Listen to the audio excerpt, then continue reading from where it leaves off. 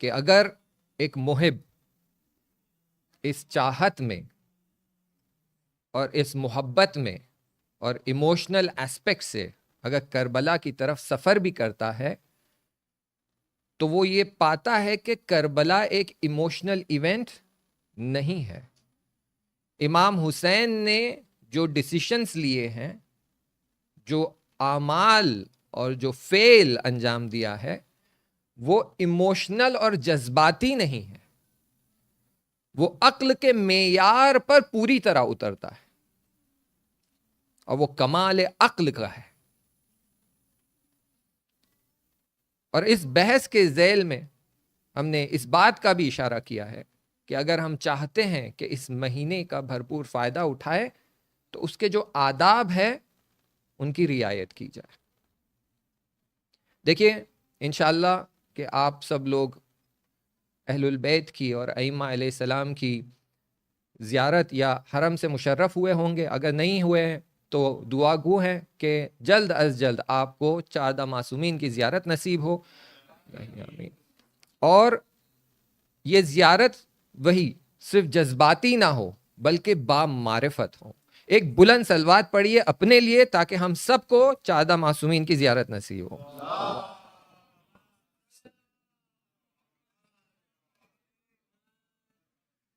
جب آپ حرم جاتے ہیں تو سب سے پہلا کام آپ جو کرتے ہیں وہ آپ طہارت کے ساتھ جاتے ہیں.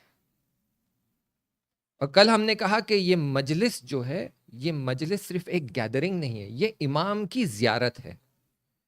تو ایک ادب مجلس میں آنے کا یہ ہے کہ آپ پاک پاکیزہ اور طاہر حالت میں آئیں، وضو کے ساتھ آئیں. وضو نہیں کر پاتے تیمم کر لیں لیکن پاکیزہ حالت میں. پھر دوسرا کام آپ جب حرم جاتے ہیں تو یہ کرتے ہیں کہ جیسے ہی حرم میں داخل ہونا چاہتے ہیں تو آپ اذن لیتے ہیں. آپ امام سے جب آڈینس چاہتے ہیں، زیارت کرنا چاہتے ہیں تو امام سے اذن لیتے ہیں. اور اذن بھی ایسا نہیں کہ کیا میں آ جاؤں، بلکہ بہترین طریقے سے آپ اذن لیتے ہیں. کہتے ہیں کہ مولا ہم آ گئے ہیں آپ کی خدمت. سلام بھیجتے ہیں، درود بھیجتے ہیں، پھر کہتے ہیں یسمعون کلامی وتردون سلامی. آپ ہماری باتیں سن پاتے ہیں اور ہمارے سلام کا جواب بھی دیتے ہیں، لیکن یہ ہماری نفس ہے جو ضعیف ہے کہ آپ کے سلام کا جواب سن نہیں پاتی. تو یہ ہماری ضعیفی ہے، یہ ہمارے اندر کمزوری ہے کہ آپ کا سلام کا جواب ہم سن نہیں پاتے. تو جیسے حرم میں جانے کے لیے ہم اذن چاہتے ہیں، ویسے ہی ماہ محرم میں اور مجلس میں آنے کا ادب یہ ہے کہ آپ اذن چاہیں. اور اذن اور یہ دخول بہترین انداز میں ہونا چاہیے کہ جب آپ حرم میں جا رہے ہیں تو آپ جب اذن دخول پڑھ رہے ہیں تو کہتے ہیں ادخلو یا رسول اللہ. یعنی امام سے ملاقات کرنے کے لیے آپ پہلے خدا سے اجازت مانگتے ہیں کہ خدایا تو کیا مجھے اجازت دے رہا ہے کہ تیرے ولی کے پاس میں جاؤں زیارت کے لیے. پھر رسول اللہ سے اجازت چاہتے ہیں کہ ادخلو یا رسول اللہ، ادخلو یا ولی اللہ. پھر ملائکہ سے کہ اے ملائکہ جو اس گنبد کے اطراف ہے، اس زری کے اطراف ہے، کیا آپ اجازت دیتے ہیں کہ میں آ جاؤں؟ اے امام کیا آپ مجھے اجازت دیتے کہ میں آ جاؤں آپ کی زیارت کے لیے؟ کیا آپ اس گنہگار بندے کو اپنی خدمت میں قبول کرتے ہیں؟ یہ اذن ہم مانگتے ہیں، پھر جاتے ہیں زیارت.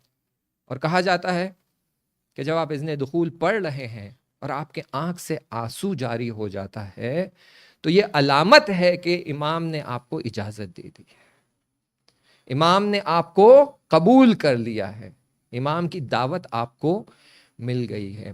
تو حرم میں جانے کے لیے آنسو بہانا، اذن دخول میں آپ کے آنسو جاری ہو جانا، یہ علامت ہے کہ آپ مقبول ہے، آپ کو قبول کیا گیا.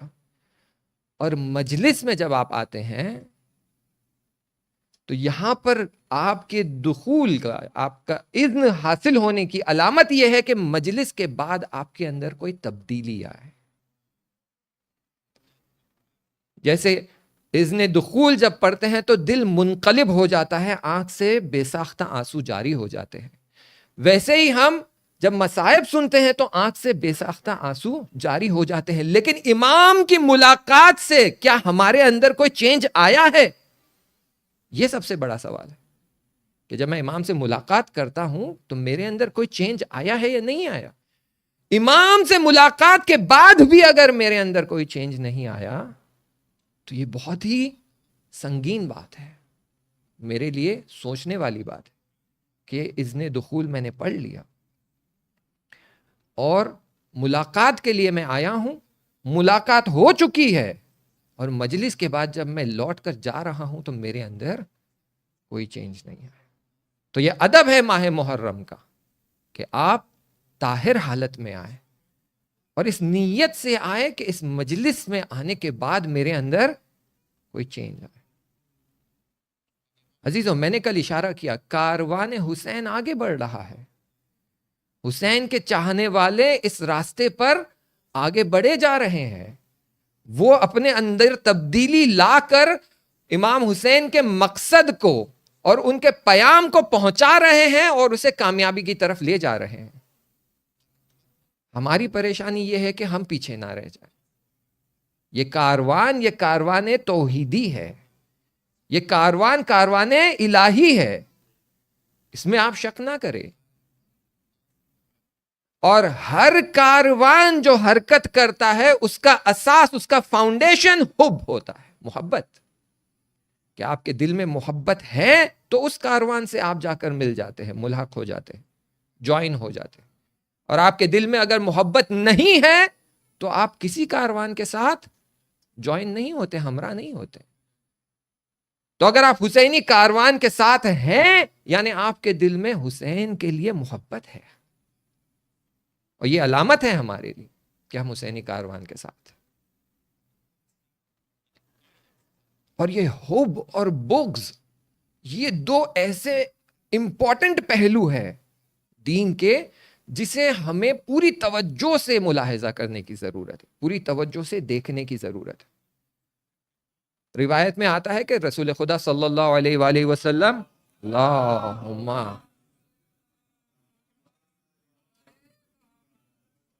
وہ اپنے اصحاب کے ساتھ بیٹھے ہوئے ہوتے ہیں اور وہ ان سے سوال کرتے ہیں کہ بتاؤ سب سے محکم ترین ریسمان، یعنی سب سے سٹرونگ رسی، کیونکہ نوجوان یہاں بیٹھے ہوئے سمپل لینگویج بھی یوز کرنے کی کوشش میں کر رہا ہوں، سب سے سٹرونگ روپ ایمان کی کیا ہے؟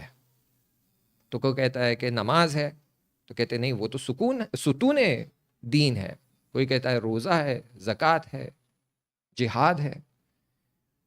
رسول خدا کہتے نہیں، سب سے محکم ترین ریسمان ایمان حب ہے، حب الہی.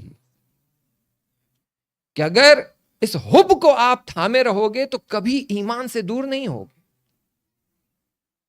اور عزیزان، یہ حب کی جو طاقت ہے وہ اتنی پاورفل ہے، اتنی اسٹرانگ ہے کہ میں یہاں ایک انگلش ٹرم یوز کر رہا ہوں کہ محبت ٹرانسینڈز ٹائم اینڈ اسپیس. کہ یہ زمان اور مکان میں محدود نہیں رہتی.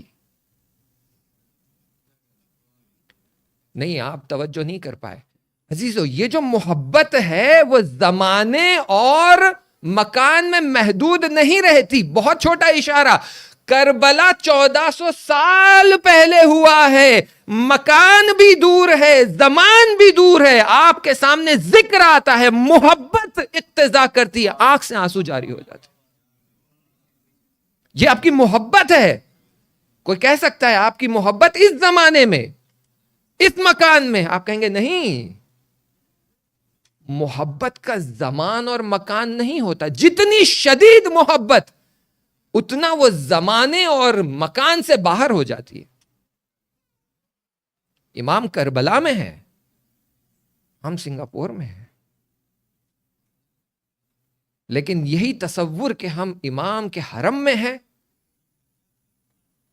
ہمارا دل غم سے بھر جاتا ہے، ہمارے آنکھوں میں آنسو آ جاتے ہیں۔ کربلا 1400 سال پہلے، ہم 1400 سال بعد، لیکن جیسے ہی کربلا کا ذکر آتا ہے، امام حسین کا ذکر آتا ہے، آپ کی آنکھوں سے آنسو جاری ہو جائے۔ یہ ایموشنل نہیں ہے۔ آپ کہیں گے ہاں یہ تو ایموشنل بات ہو گئی، مولانا تو کہہ رہے تھے عقل، نہیں، آپ آئیے سائنٹیفک ریسرچ آپ اس میں دیکھیے، ایک کانسیپٹ ہے بٹرفلائی ایفیکٹ، آپ لوگوں نے سنا ہوگا۔ سائنٹسٹ آ کر کہتے ہیں کہ یہ there is a concept call butterfly effect. Butterfly effect کیا ہوتا ہے؟ کہتے ہیں یہ دنیا کی تمام مٹیریلسٹک چیزیں ایک دوسرے سے اس طرح سے کنیکٹڈ ہے کہ دنیا کے ایک کونے میں کسی پھول پہ بیٹھی ہوئی بٹرفلائی اپنا پر ہلاتی ہے تو اس کا اثر دنیا کے اس کونے میں نظر آئے گا، کیونکہ یہ سب کچھ کنیکٹڈ ہے۔ تو عزیزو، اگر مٹیریلسٹک ورلڈ میں یہ اثر نظر آ رہا ہے تو آج ہم امام پر گریا کرتے ہیں تو اس کا اثر ہماری زندگی پر بھی آئے گا اور دوسروں پر جو دنیا کے اس کونے میں بیٹھے ہوئے ان پر بھی اس کا اثر آئے گا، ہماری زندگی پر بھی آئے گا اور ہمارے بعد آنے والی نسلوں پر بھی آئے گا۔ اسی لیے تاریخ میں آپ دیکھیں گے کہ جب ائمہ علیہ السلام سے پوچھا گیا کہ مولا کیوں آج کے یہودیوں پر یہ ملامت کی جاتی ہے، جبکہ یہ تو ان کے باپ دادا تھے جنہوں نے انبیاء کو ناحق قتل کیا ہے؟ تو جواب ملتا ہے کہ کیونکہ یہ ان کے عمل سے راضی ہیں تو یہ ان کے عمل میں شامل ہے۔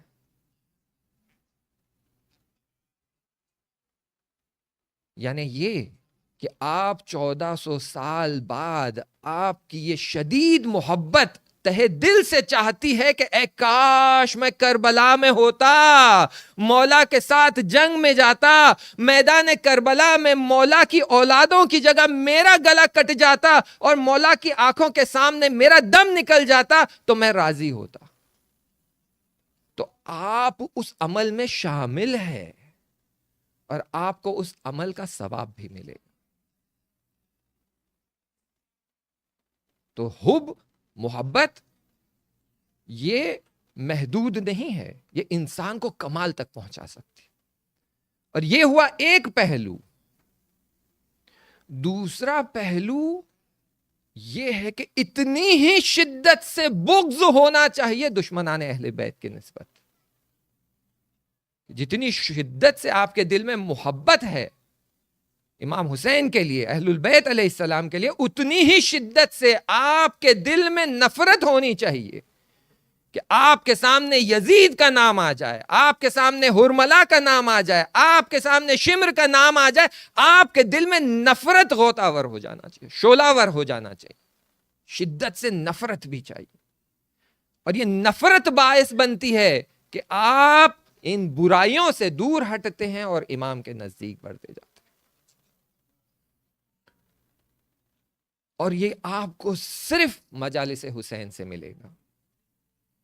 یہ صفت، یہ خاصیت آپ کو مجالس حسین میں ملے گی کہ یہ آپ کو شدت سے محبت بھی سکھاتی ہے اور شدت سے بغض بھی سکھاتا ہے کہ جو دشمنان دین ہے، جو دشمنان خدا ہے، جو دشمنان توحید ہے، ان سے نفرت کریے، اور جو محبان دین ہے، جنہوں نے خدا کی رضایت کے لیے رضن بقضائہ و تسلیما لامرہ اپنی جانوں کو قربان کیا ہے، ان سے شدت سے محبت کریے۔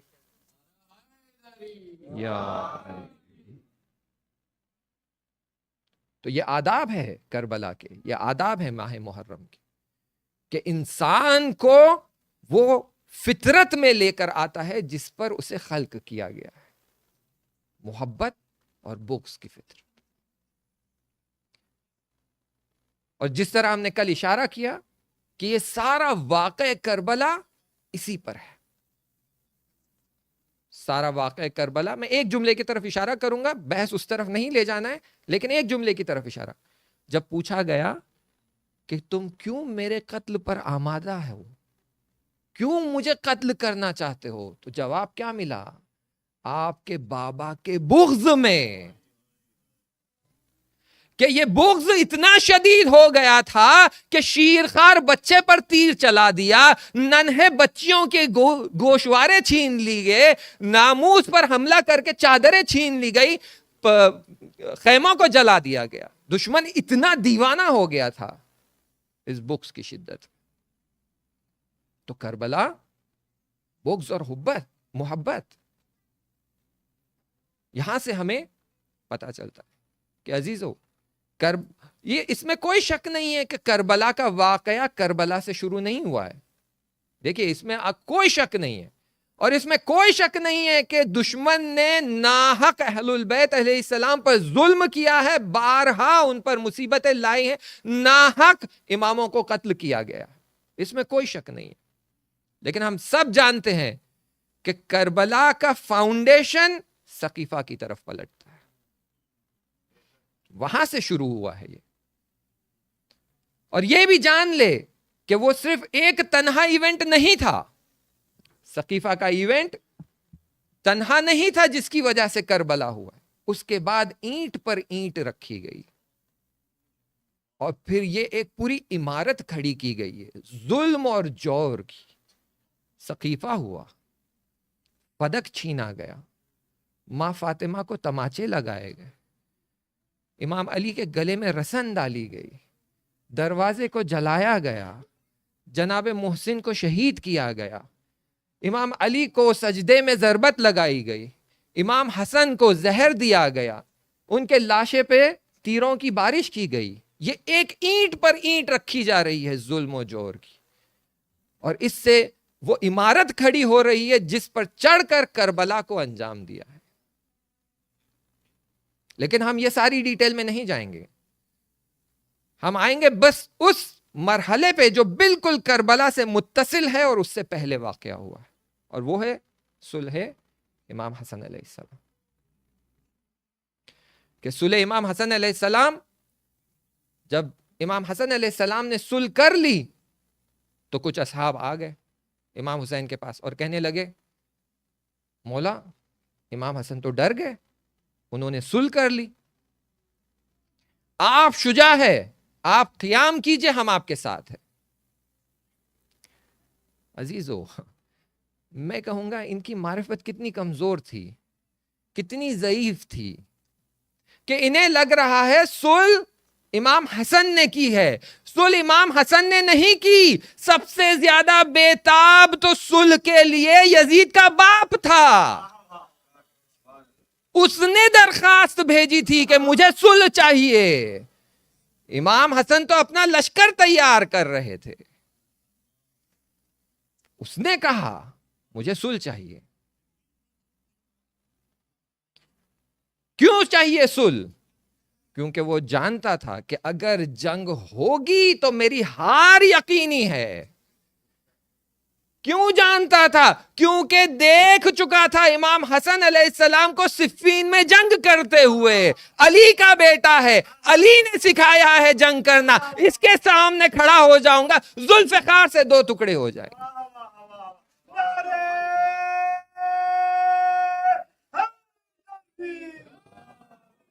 ہاں عزیزو، روایتوں میں ملتا ہے کیسے امام علی علیہ السلام نے امام حسن کو جنگ کرنا سکھایا۔ جنگ صفین کا واقعہ، امام علی علیہ السلام گھوڑے پر سوار ہے، امام حسن علیہ السلام ان کے بازو گھوڑے پر سوار ہے، کہتے ہیں اے بیٹا، جب جنگ کرنی ہو تو میدان میں نظر دوڑانا، دیکھنا کہاں سب سے سخت جنگ چل رہی ہے، دیکھنا کہاں ان کے سورما کھڑے ہیں، کفار کے سورما جو جنگ کر رہے ہیں، ان کے پہلوان کہاں ہے۔ پھر کہتے ہیں گھوڑے کی لگام کو زور سے تھامنا، پھر ایسے ایڑ لگانا کہ گھوڑا کچھ لمحوں میں طوفان کی طرح دشمن میں چیرتا ہوا چلا جائے۔ اور امام نے ایڑ لگائی اور گھوڑا طوفان کی طرح لشکر میں گھس گیا۔ امام حسن علیہ السلام کہتے ہیں اس کے بعد میں نے دیکھا بابا کی تلوار کبھی یہاں چمکتی نظر آ رہی ہے، کبھی وہاں چمکتی نظر آ رہی ہے، اور بدن گرتے جا رہے ہیں۔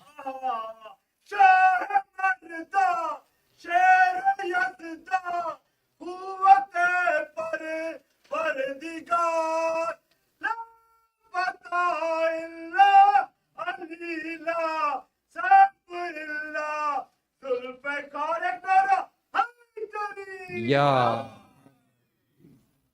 تو امام علی نے خود جنگ کے طریقے سکھائے امام حسن علیہ السلام، اور وہ جانتا تھا کہ اگر میں جنگ کروں گا تو یقیناً ہار پکی ہے.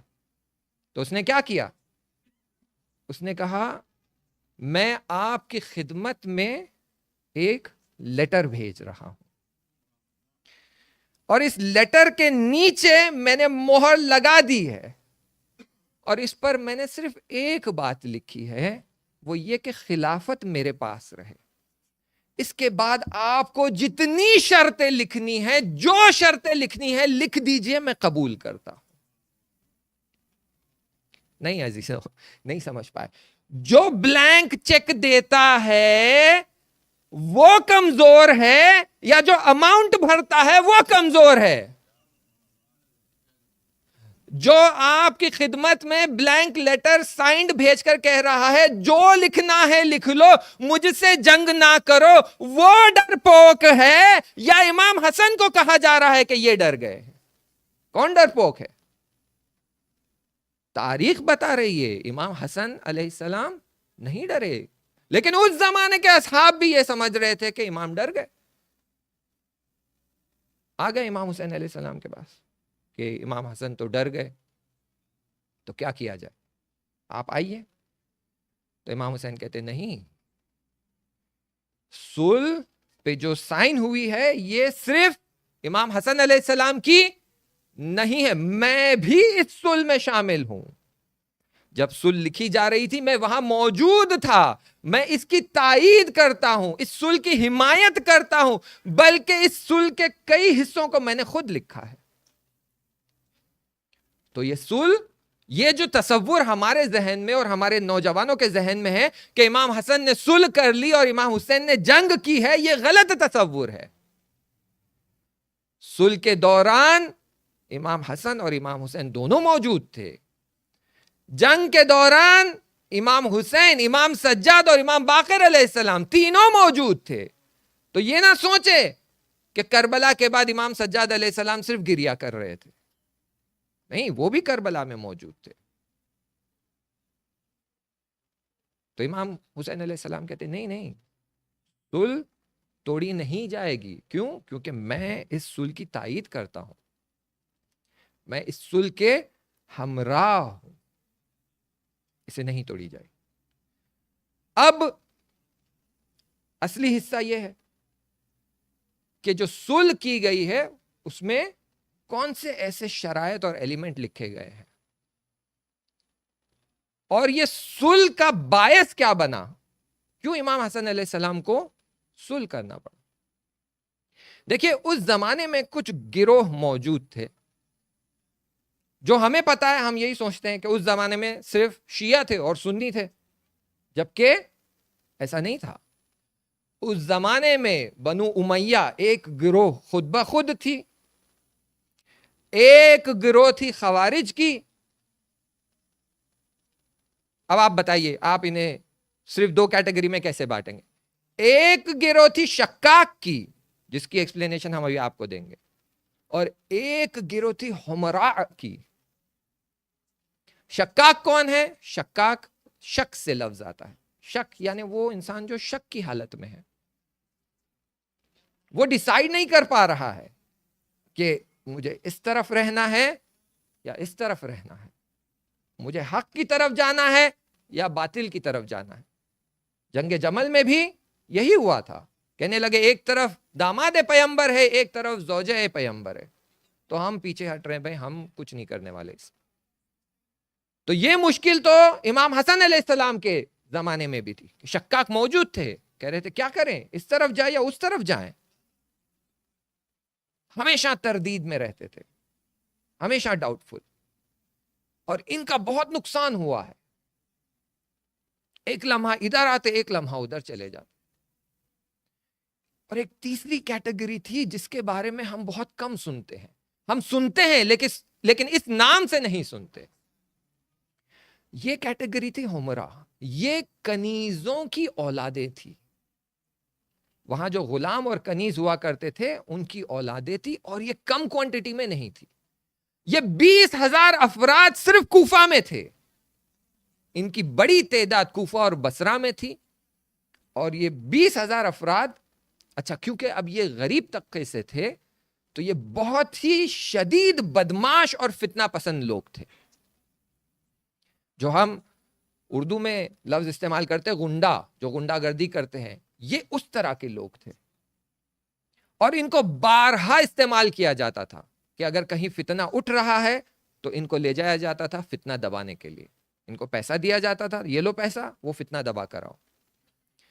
اور کئی بار ایسا ہوتا تھا کہ یہ خود فتنہ برپا کرتے تھے اور اس مقام کے والی سے پیسہ وصول کرتے تھے اور فتنے کو دبا دیتے تھے، جس کو ہم کہتے ہیں ایکسٹورشن. اور یہ بہت ہی جسور اور بے رحم اور دل میں کوئی سنگ دلی آپ سمجھ لیجئے، اور کوئی ان کے دل میں رسپیکٹ اور یہ کچھ نہیں تھا. ان کے لیے صرف پیسہ مانا رکھتا تھا. اور ان میں سے ایک بڑی تعداد وہ تھی کہ امام حسن علیہ السلام کے زمانے میں جنہوں نے پیسہ کھا کر امام حسن پر حملہ کیا تھا، ان کے خیمے پہ حملہ کیا، ان کے نیچے سے جانماز چھین لی. ان میں سے اکثر لوگ تھے. اور یہی لوگ کوفہ میں بھی تھے کہ امام حسین علیہ السلام کے زمانے میں ان کا بھی بہت بڑا اثر رہا ہے. تو جو گروہ موجود تھے وہ صرف شیعہ اور سنی نہیں تھے، منافق بھی تھے، خوارج بھی تھے، ہمراء بھی تھے. اور ان میں سے بہت سارے صرف مفاد پسند تھے. اپنا مقصد پورا ہونا چاہیے، میرا فائدہ ہونا چاہیے.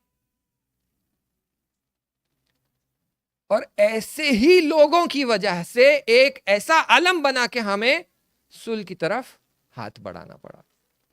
کیوں؟ کیونکہ انہوں نے حملہ کر دیا. انہوں نے امام کی سائڈ چھوڑ کر پیسہ کھایا اور یزید کی باپ کی طرف چلے گئے اور امام کے قتل پر آمادہ ہو گئے تھے. اچھا، اب سوال، یزید کا باپ کیوں چاہتا تھا کہ خلافت اس کے پاس رہے؟ ایک بڑا سوال ہے نا کہ بھائی کیا فرق پڑتا ہے؟ وہ تو اینی ویز شام کا میئر بنا ہوا تھا، والی بنا ہوا تھا، حاکم بنا ہوا تھا. امام علی علیہ السلام کے زمانے میں بھی وہاں باقی تھا. اس نے اپنا نیٹ ورک پھیلا چکا تھا، اس کا پیسہ آ رہا تھا، سورس آف انکم تھی، سب کچھ تھا. کیوں اسے یہ خاص منصب چاہیے؟ کیونکہ اس کا ایک خاص ہدف تھا. وہ ہدف کیا تھا؟ ہدف یہ تھا کہ جیسے رسول خدا صلی اللہ علیہ وآلہ وسلم، ایک صلوات پڑھ دیجئے، اللہم صلی محمد وآلہ.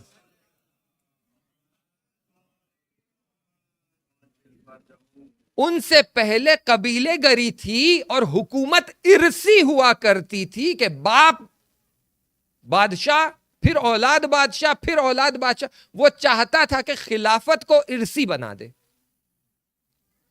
اور وہ پلاننگ کرنے کے لیے اسے وقت چاہیے تھا. تو اس نے کہا مجھے صلح دے دیجئے تاکہ مجھے وہ وقت مل جائے کہ اس میں پلاننگ کر سکوں کہ کیسے خلافت کو ارثی بنایا جائے اور ہمیشہ کے لیے بنو امیہ میں قید کر لیا جائے کہ یہ پلٹ کر پھر بنی ہاشم کی طرف نہ جا سکے. اسی لیے اس نے صلح کیا ہے. دیکھیے کتنی چالاکی ہے. ساری امت کی نظر میں آبرو ریزی ہے یا نہیں کہ میں صلح کر رہا ہوں، لیکن اس نے کیا کیا؟ لانگ ٹرم پلاننگ کہ مجھے خلافت ارثی بنا کر اپنے خاندان میں رکھنا ہے. ٹیمپرریلی اگر لوگوں کے سامنے میری بدنامی ہو رہی ہے، لوگ کہیں گے یہ اس نے صلح کر دیا، بلینک پیپر دے دیا، مجھے چلے گا، لیکن میرا لانگ ٹرم گول پورا ہوگا. اور اس نے 20 سال تک حکومت کی. انشاءاللہ وہ ہم کل کے جلسے میں بہت مختصر اس کو ایڈریس کریں گے کہ اس 20 سال کی حکومت میں اس نے کتنا نقصان پہنچایا ہے. جیسے مولانا نے کل اشارہ کیا کہ جب یزید خلیفہ بن گیا تو حکومت اسلامی میں کوئی نہیں تھا جو اٹھ کر اس کے خلاف آواز اٹھائے. یہ کیوں ہوا؟ کیونکہ 20 سال میں اس نے ایسے کام کیے کہ کوئی باقی نہ رہا جو یزید کی خلافت کے خلاف آواز اٹھا سکے. تو وہ چاہتا تھا ارسی ہو جائے. تو امام حسن علیہ السلام نے کہا اللہم صلی علی محمد وعلی کہ ٹھیک ہے ہم بھی اس میں کچھ شرطیں لکھ دیں گے. ایسے تو انہوں نے بہت ساری شرطیں لکھی, میں آپ کی طرف صرف 3 شرطوں کی طرف اشارہ کروں گا کیونکہ یہ بہت امپورٹنٹ شرطیں ہیں. پہلی شرط کہ ہمارے شیعوں کو ستانا بند کر دو. دیکھیے امام حسن علیہ السلام پر حملہ ہوا, خیمہ تیتر بتر کر دیا گیا, مسلح چھین لیا گیا, زانو پہ ضربت لگی, جان تک خطرے میں پڑ گئی. لیکن صلح جب لکھ رہے ہیں تو پہلا فقرہ, پہلا جملہ یہ ہے کہ ہمارے شیعوں کو مت ستانا. یہ ہوتا ہے امام کا دل, یہ ہوتا ہے مولا کہ ہمارے شیعوں کو چھوڑ دو. مصیبتیں آنے والی ہے, ہم جانتے ہیں, ہم مصیبتوں کو جھیل لیں گے, لیکن ہمارے شیعوں کو چھوڑ دو. پہلا جملہ کہ ہمارے شیعوں کو ستانا بند کر دو, جس میں اصحاب پیغمبر, اصحاب امام علی علیہ السلام اور ہمارے اصحاب اور سادات, ان کو ستانا چھوڑ دو. دوسرا جملہ 2 ملین دینار سادات کو دیے جائیں گے. کیوں سادات کو دیے جائیں گے؟ میں نے پچھلے جلسے میں اشارہ کیا تھا, اگر آپ کے ذہن میں بات موجود ہے, حاضر ہے, تو بہت مختصر سا اشارہ, ورنہ تھوڑی سی توضیح میں دے دوں گا. کیوں سادات کی طرف؟ کیونکہ سادات کا ایک بہت بڑا حق جو چھینا گیا وہ فدق تھا. فدق صرف ایک باغ نہیں تھا جو بی بی فاطمہ سلام اللہ علیہا سے چھین لیا گیا. اللہم صلی علی محمد. صرف وہ باغ نہیں تھا, وہ ایک سورس آف انکم تھی جو باعث بن رہی تھی کہ بنی ہاشم سٹرونگ ہو رہے تھے, تقویت ہو رہی تھی ان کا ایک سٹرونگ ہولڈ بنا جا رہا تھا. اور اپوزیشن نے دیکھا کہ اگر یہ ایسا ہی چلتا رہے گا تو ان کے پاس مال بھی آ جائے گا, قدرت بھی آ جائے گی, اور اس مال سے جو مشکلات ہے وہ برطرف ہو جائیں گے, تو ہمارے خلاف ایک پوری امت کھڑی ہو جائے گی. تو سورس آف انکم ان کے ریشے کاٹ دو. تو فدق چھین لیا, تو کہا یہ 2 ملین دینار تم کو سادات کو دینے ہوں گے, کیونکہ تم نے ان کی سورس آف انکم بھی چھین لی اور ان پر سالوں سال ظلم کرتے رہے ہو, تو کمپنسیشن. پھر دیکھیے, پہلے شیعوں کو مت ستانا, پھر سادات کے لیے دل میں رہے کہ سیدوں کو مت ستانا, ان کا حق جو لیا ہے وہ لوٹا دے. پھر کچھ جملات اور فقرے آتے, پھر آخر میں وہ کہتے ہیں کہ تیری خلافت کے بعد تو حق نہیں رکھتا کسی اور کو خلیفہ بنائے یا اپوائنٹ کرے. خلافت جائے گی امام حسن علیہ السلام کو. یہ امپورٹنٹ شرطیں تھیں. اب عزیزو, اگر یزید کا باپ یہ چاہتا ہے کہ خلافت میرے خاندان میں باقی رہے, تو اس کے لیے سب سے آسان طریقہ کیا ہے؟ سب سے پہلے اسے کون سی شرط کو توڑنا چاہیے؟ چلے میں اس طرح کہتا ہوں, ہمارے پاس حدیث ہے, کہتے المؤمن کیز, ایک مومن بہت ہی سمارٹ, انٹیلیجنٹ, اینالیٹیکل ہوتا ہے. اگر آپ لوگ اس پولیٹیکل سیناریو میں ہوتے اور آپ کو آپ کے دشمن کی کمر توڑنی ہوتی اور آپ کو یہ کرنا ہوتا, تو سب سے پہلے کون سی شرط توڑتے آپ؟ وہ شرط جہاں شیعوں کو نہیں ستانا اسے توڑتے؟ نہیں, اس سے تو کوئی فائدہ نہیں ہوتا. 2 ملین دینار سادات کو دینا ہے, وہ توڑتے. کون سی شرط توڑی جائے؟ میرے بعد کون خلیفہ بنے گا, تو سب سے پہلے کسے راستے سے ہٹانا ہے؟ میرے مرنے سے پہلے اگر امام حسن کو ختم کر دیا جائے تو خلافت پھر بنی ہاشم میں نہیں جا سکے گی. اب آپ سمجھے کیوں منصوبہ بنا ہے امام حسن علیہ السلام کو زہر دے کر ختم کرنے کا. یہ پولیٹیکل پلاننگ ہے کہ میرے بعد خلافت اس گھرانے میں نہیں جانا چاہیے, اسی لیے منصوبہ بنایا گیا کہ مجھ سے پہلے, اس سے پہلے کر اجل مجھ پر آ جائے اور مجھ پر حاوی ہو جائے، امام حسن کو قتل کر دیا جائے. اور ایسے انداز سے کیا کہ بات اس تک پلٹی بھی نہیں. بعد میں تو راز پتا چل گئے، آج ہمیں پتا چل گئے سارے راز. اس زمانے میں وہ راز پوشیدہ رہ گئے تھے. ایک بڑی مدت تک بات باہر، اور اس کا ایجنڈا کامیاب. ہاں عزیزو، جب امام حسن علیہ السلام کو زہر دیا گیا تو اس زہر کا اثر اتنا شدید تھا کہ آپ نہیں جانتے، جب زہر آپ پر اثر کرتا ہے تو پیاس کی شدت بہت بڑھ جاتی ہے، آپ کے جگر کے ٹکڑے ہونے لگ جاتے ہیں. تو امام حسن کی حالت یہ تھی کہ پیاس سے وہ تڑپ رہے تھے اور جگر کے ٹکڑے ہوئے جا رہے تھے. پانی مانگا لیکن پانی نہیں دیا گیا. امام حسن بھی پیاسے تھے، جب پانی مانگا گیا تو امام حسن کو بھی پانی نہیں دیا گیا. اور جب امام حسین کو خبر ملی تو وہ پہنچے سرانے اور دیکھا کہ بھائی کی ایسی حالت ہے کہ جگر کے ٹکڑے خون کے باہر آئے جا رہے، تشت میں جگر کے ٹکڑے پڑے ہوئے. امام حسین گریا کرتے ہیں. امام حسن کہتے ہیں گریا مت کرو بھائی. یہ واقعہ آپ جانتے ہیں، آپ سن چکے ہیں کہ گریا مت کرنا، آپ جیسا کوئی دن نہیں ہوگا. بھائی کی قبر مدینہ میں موجود ہے. امام حسین نے بھائی کو ودا کر دیا، نانا کو ودا کر دیا، اماں کو ودا کر دیا، مکہ کی طرف چلے گئے. مکے میں کوفیوں کے خط آنے لگے ہیں، مولا ہم آپ کے انتظار میں بیٹھے ہیں، ہمیں کوئی رہنما چاہیے، ہمیں کوئی رہبر چاہیے، آپ آ جائیے. مولا نے کہا میں تمہیں جانتا ہوں، میں خود نہیں آؤں گا، پہلے میں اپنے بھائی مسلم کو بھیجوں گا. میں مطمئن ہونا چاہتا ہوں کہ تم سچے ہو، مطمئن ہونا چاہتا ہوں کہ تم نے جو خط لکھا ہے وہ تہہ دل سے لکھا ہے. مسلم روانہ ہو جاتے ہیں، لیکن خبر ملی کہ کچھ لوگوں کو، کچھ ایسے جاسوس کو مکے میں بھیجا گیا ہے جو چاہتے ہیں کہ امام کا قتل کرے. امام مکہ سے روانہ ہوتے ہیں، 8 ذی الحج کو مکہ سے نکلتے ہیں، کوفے کا رخ کرتے ہیں. میں کہوں گا مولا آپ حج ظاہری چھوڑ کر کس طرف بڑھے جا رہے ہیں، کوفے کی طرف کیوں جا رہے ہیں؟ تو مولا نے کہا ہوگا ہاں عزیزو، حج ظاہری تو میں چھوڑ رہا ہوں لیکن حج حقیقی کی طرف جا رہا ہوں. میں جانتا ہوں کہ حاجی مینا کی طرف جا رہے ہیں، اپنی قربانی اپنے ساتھ لے جا رہے ہیں.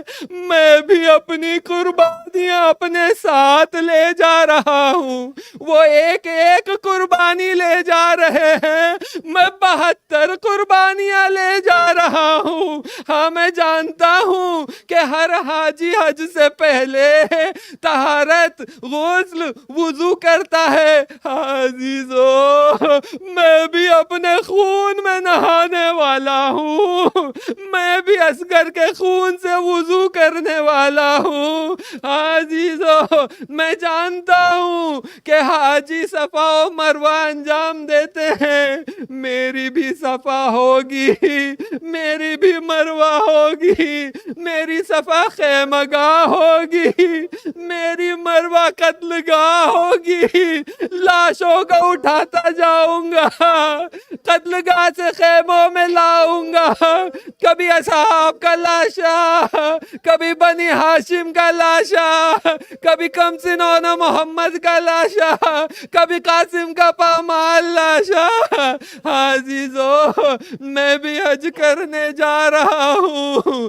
عزیزو امام نے ظاہری حج چھوڑ دیا لیکن حقیقی حج کی طرف پلٹ گئے. ایک مقام آتا ہے سلبیہ، خبر ملتی ہے کہ کچھ لوگ کوفہ سے آ رہے ہیں.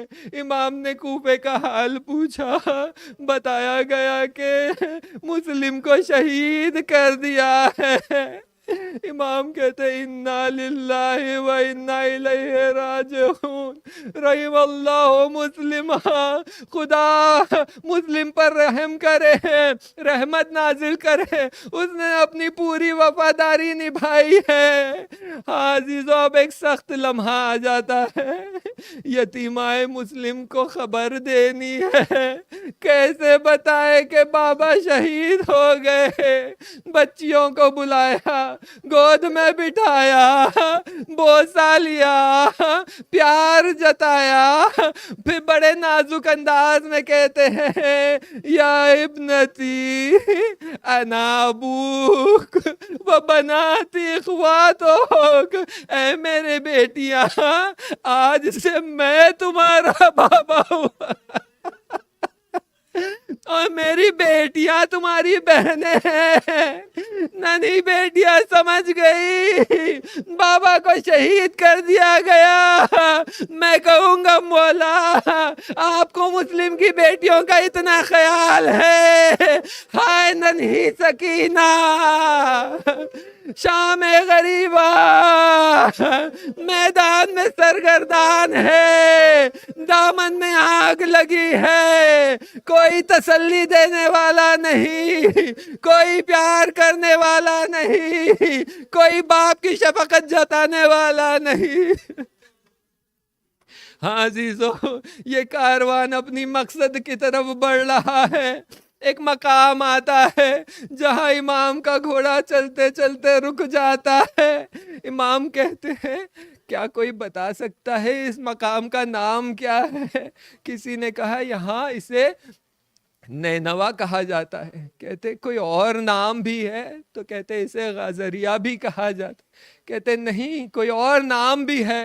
ایک شخص آگے بڑھتا ہے، کہتا ہے میں نے سنا ہے اس مقام سے جو گزرا ہے اس پر بڑی سختیاں نازل ہوئی ہیں، اس لیے اس زمین کو کرب و بلا کہتے ہیں۔ فوراً امام کی زبان سے جاری ہو جاتا ہے اعوذ منی، اعوذ من کرب و بلا، میں کرب و بلا سے پناہ چاہتا ہوں خدایا۔ ہاں جس زمین کے نام میں سختیاں اور درد و رنج ہے تو یہ وہ زمین ہے۔ آج حسین کربلائی ہو گئے، گھوڑے سے اترتے ہیں، مٹی کو ہاتھ میں لیا، خوشبو لیتے ہیں، کہتے واللہ ہاں ہونا، خدایا قسم خدا کہ یہ وہی جگہ ہے۔ ہم پوچھیں گے مولا یہ کون سی جگہ ہے؟ یہ وہی جگہ ہے جہاں ہمارے خیمے نصب کیے جائیں گے۔ عباس خیموں کو لگا دو۔